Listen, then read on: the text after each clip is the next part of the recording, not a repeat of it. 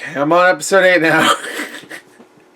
I mean, this show hasn't been terrible, really. It's just been mostly bland and just not all that engaging.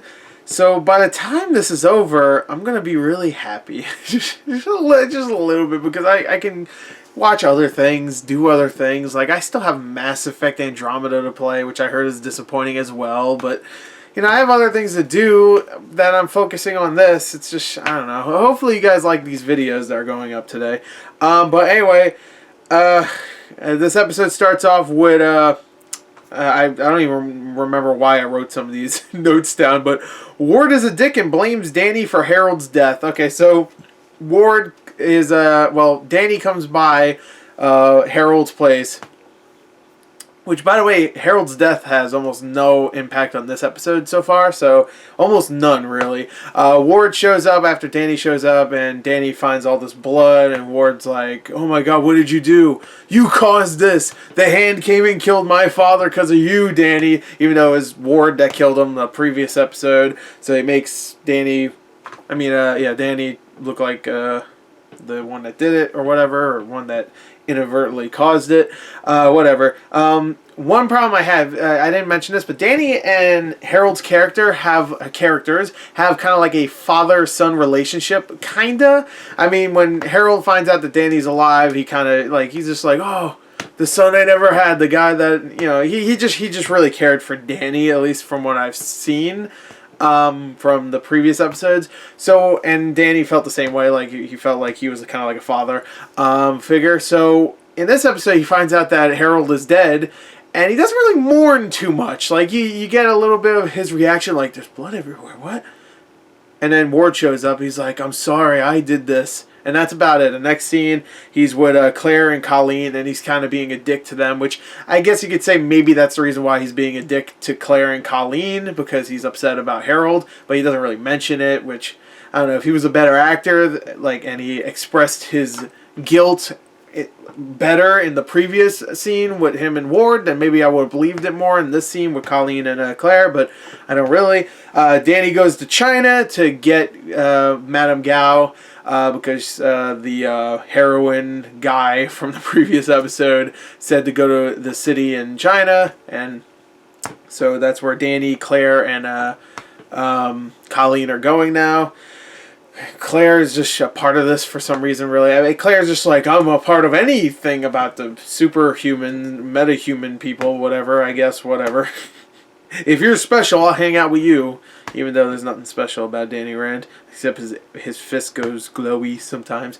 Claire and Danny relationship actually builds in this episode, so Claire and Danny have a little nice heart-to-heart on the airplane ride to the city in China, and there's a part where turbulence starts hitting, and Danny actually starts freaking out because, of course, he was in an airplane crash 15 years ago, and Claire kind of like levels him down, like cools him off, which was a nice scene. I thought it was fairly well acted, and the airplane turbulence didn't look cheesy or anything. There was no cheesy special effects of an airplane shot or whatever. Even though there was one shot of the airplane, it looked like old footage of an airplane flying by, like it was actually like some footage they had from like 1995 or some shit, and they just had that footage. I don't know why, but there was nothing really too out of the ordinary there.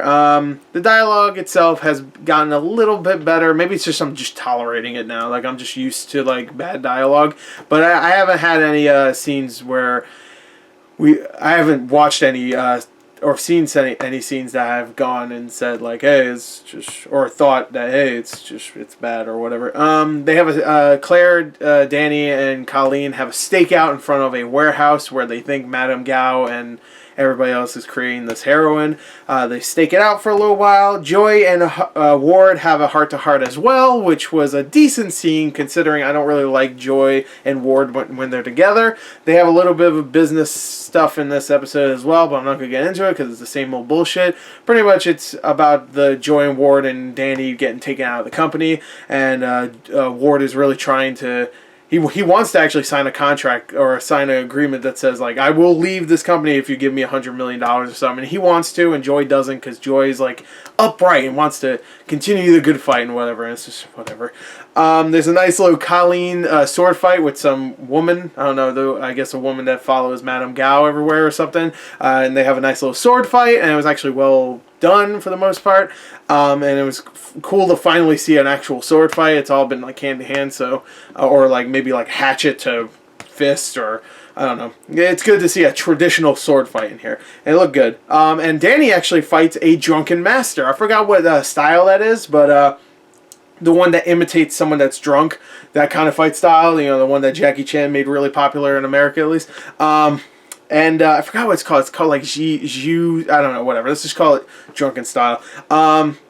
And that was a fun scene. The guy that played the drunken master was really good. And I don't know. Maybe it was just me. It sounded like he was trying, because he's a Chinese actor, he sounded like he was trying to do an Australian accent, which was really odd. Maybe it's just the way he speaks. Maybe it just it sounds like that for some reason. But it sounded like he was trying to do an Australian accent, which is weird. He's in China. He's a drunken master. He does drunken style, and he has an Australian accent. But he was really good. And there's a whole scene at the end where finally Danny uses his Iron Fist again, and guess what he fucking does? He breaks a door open. What is that, 3 for 2 right now? 3 doors broken open and 2 enemies defeated with the Iron Fist. Cool.